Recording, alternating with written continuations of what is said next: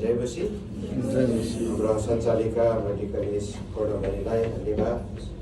सञ्चालिकाले link गरेर ल्याइपुऱ्याउनु भएको छ संगतिको समयमा र वर्षीको निर्णयदेखि बाबुलाई धन्यवाद। हामी वर्षिप किन गर्छौँ हामीलाई थाहा छ।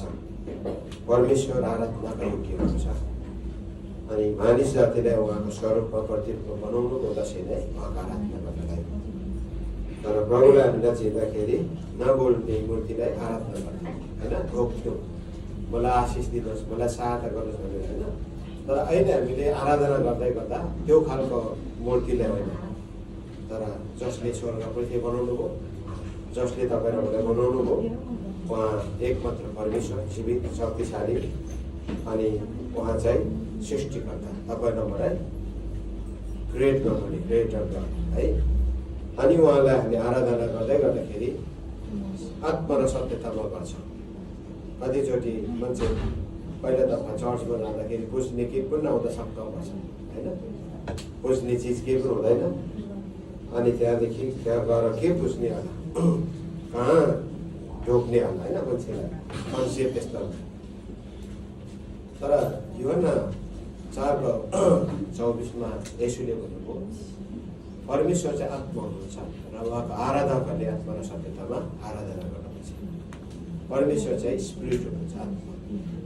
अनि स्पिरिट आत्मादेखि आत्मा जोडिएको हामीसँग पनि आत्मा भएकोले गर्दाखेरि उहाँको आराधकहरू हामी सबैजना उहाँको आराधना चाहिँ आत्मा र सत्यतामा गर्छ। आत्मा अनि सत्यता दुईटा कुरा, स्पिरिट अनि ट्रुथ। अनि त्यसले गर्दाखेरि हामीले आराधना गरिसकेका छौँ। अब हामी वचनको समयमा आइपुगेका छौँ, वचन सुन्नेछौँ। त्यसपछि हामीसँग अझ बाल अर्पण छ, बाल अर्पणको कार्यक्रममा हामी जानेछौँ र भेटीहरू उठाइएको छ। दशम जसले दिनुभयो प्रभुले तपाईँको काम व्यवसायमा स्वास्थ्यमा परिवारमा प्रशस्त अनुग्रह आशिष दिउँ। दशम प्रभुको हिस्सा हो, हामीले इमान्दारीपूर्वक उहाँको हिस्सा हामीले दिनुपर्ने हुन्छ। भेटी चाहिँ छड्ने हो, दशम र भेटी अलिकति फरक हो। अफरिङ र टाइप चाहिँ फरक हो। टाइप चाहिँ परमेश्वरकै हिस्सा हो, त्यसलाई चढाउने होइन, छुट्याउने हो, उहाँको भाग छुट्याउने। तर अफरिङ चाहिँ चढाउने हो। त्यही भएर भेटी चढाउँछौँ, अफरिङ चाहिँ छुट्याउँछौँ, है फरक विषय।